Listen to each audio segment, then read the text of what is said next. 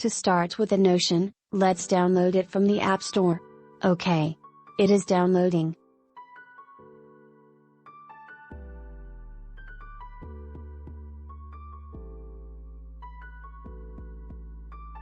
There. It is asking for a login. Alright, I will use my Gmail account for logging in. Right after that, another screen comes up, which says I am using Notion as a team, or as an individual.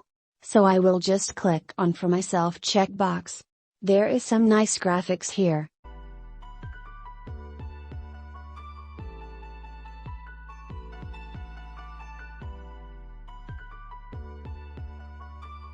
Essential tips. Touch and hold to move a text. Okay. What else do we have here? Nothing much. Let's push next button up here. Now it's informing about sidebar menu. What does it do?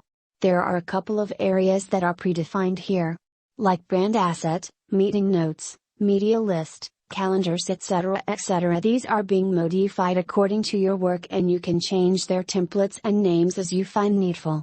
Alright, we have seen that. We will do next.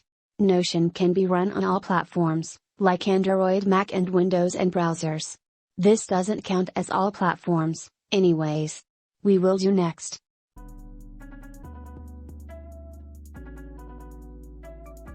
Save web pages and local files in Notion.